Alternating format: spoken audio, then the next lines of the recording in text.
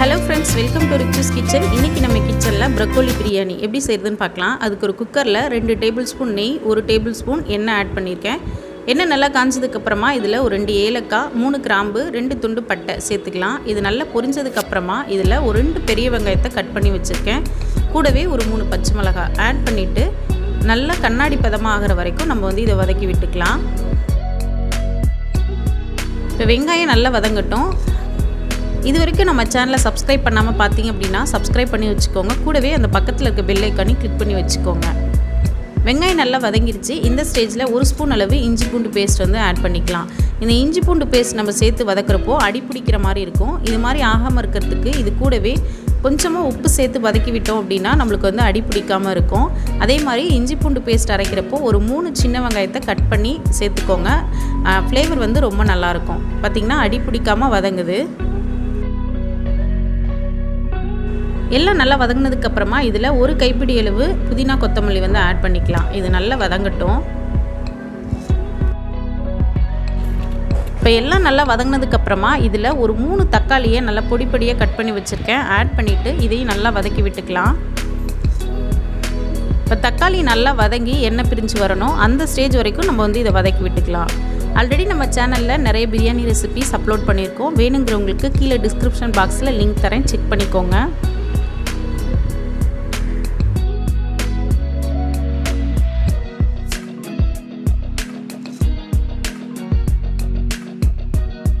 இப்போ நம்ம ப்ரோக்கோலியை நார்மலாக நம்ம காலிஃப்ளவரில் எப்படி சுத்தம் பண்ணுமோ அது மாதிரி நல்லா கட் பண்ணிவிட்டு இது சுடுதண்ணியில் போட்டு வச்சிடணும்.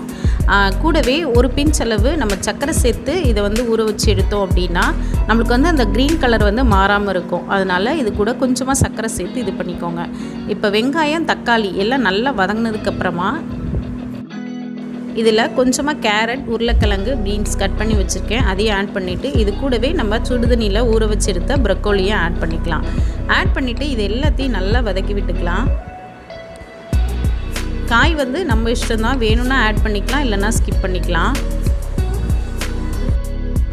நார்மலாகவே க்ரீன் கலரில் இருக்க வெஜிடபிள்ஸ் எல்லாமே, அது மட்டும் இல்லாமல் கீரை, இது எல்லாமே நம்ம குக் பண்ணுறப்போ கொஞ்சமாக ஒரு பிஞ்ச் அளவு நம்ம சர்க்கரை சேர்த்து பண்ணோம் அப்படின்னா அந்த க்ரீன் கலர் மாறாமல் இருக்கும். இப்போ காய் எல்லாத்தையும் சேர்த்துட்டு நல்லா வதக்கி விட்டுக்கலாம்.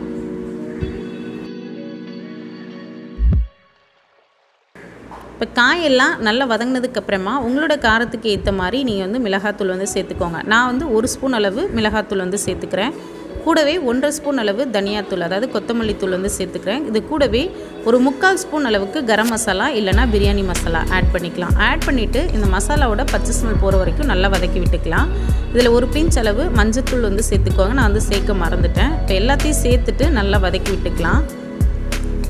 இது கூடவே இதுக்கு தேவையான அளவு உப்பையும் ஆட் பண்ணிக்கலாம். எல்லாத்தையும் சேர்த்துட்டு உப்பு காரெல்லாம் கரெக்டாக இருக்கான்னு செக் பண்ணிக்கோங்க. உப்பு 1 கல் கூட இருக்கணும். அப்போ தான் நம்ம ரைஸ் சேர்த்து குக் பண்ணுறப்போ கரெக்டாக இருக்கும். இப்போ இதில் கொஞ்சமாக லெமன் ஜூஸ் புழிஞ்சு விட்டுக்கலாம். இது கூடவே ஒரு 2 டேபிள் ஸ்பூன் தயிர் ஆட் பண்ணிக்கலாம். ஆட் பண்ணிவிட்டு இதையும் நல்லா மிக்ஸ் பண்ணி விட்டுக்கலாம். நான் இன்றைக்கி பாஸ்மதி ரைஸ் தான் எடுத்திருக்கேன். ஸோ 1 கப்புக்கு 1.5 கப் அளவு தண்ணி சேர்த்துக்கலாம்.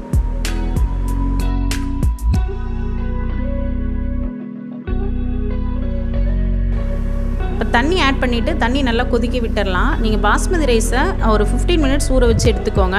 அதே மாதிரி நீங்கள் அதை வாஷ் பண்ணுறப்போ சுடுதண்ணியில் நல்லா வாஷ் பண்ணிவிட்டு எடுத்தீங்க அப்படின்னா உங்களுக்கு ரைஸ் குக் ஆனதுக்கப்புறமா நல்லா உதிரி உதிரியாக கிடைக்கும். இப்போ தண்ணி நல்லா கொதிச்சதுக்கப்புறமா இதில் அரிசி சேர்த்துக்கலாம். இப்போ ரைஸை சேர்த்துட்டு இது லைட்டாக ஒரு தடவை மிக்ஸ் பண்ணி விட்டுக்கலாம். இப்போ கடைசியாக இதில் கொஞ்சமாக ஒரு 1/2 ஸ்பூன் அளவுக்கு நெய் ஆட் பண்ணிக்கலாம். இது கூடவே கொஞ்சமாக புதினா இலையும் சேர்த்துக்கலாம். இது மாதிரி நீங்கள் கடைசியாக சேர்க்குறப்போ நல்ல ஃப்ளேவராக இருக்கும். இப்போ இதை ஒரு மூடி போட்டு ஒரு 2 விசில் விட்டு எடுத்துருங்க. ஈஸியாக குக் ஆயிரும். இப்போ ப்ரெஷர் நல்லா ரிலீஸ் ஆனதுக்கப்புறமா கரண்டியோட அடிபாகத்தை வச்சு நல்லா மிக்ஸ் பண்ணி விட்டுக்கலாம். அப்போ தான் உங்களுக்கு சாதம் உடையாமல் இருக்கும். நீங்கள் சூட்லேயே ரொம்ப மிக்ஸ் பண்ணிங்க அப்படின்னா சாதம் உடஞ்சிரும். பார்த்திங்கன்னா உங்களுக்கே தெரியும், நல்லா உதிரி உதிரியாக கிடச்சிருக்கு.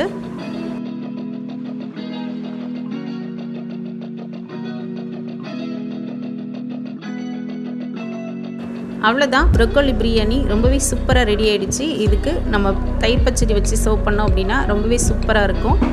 நீங்களே இந்த மெத்தடில் ட்ரை பண்ணுங்கள். ட்ரை பண்ணிவிட்டு பிடிச்சிருந்தா மறக்காமல் சேனலை சப்ஸ்கிரைப் பண்ணுங்கள், லைக் பண்ணி ஷேர் பண்ணுங்கள். தேங்க்ஸ் ஃபார் வாட்சிங். தேங்க்யூ.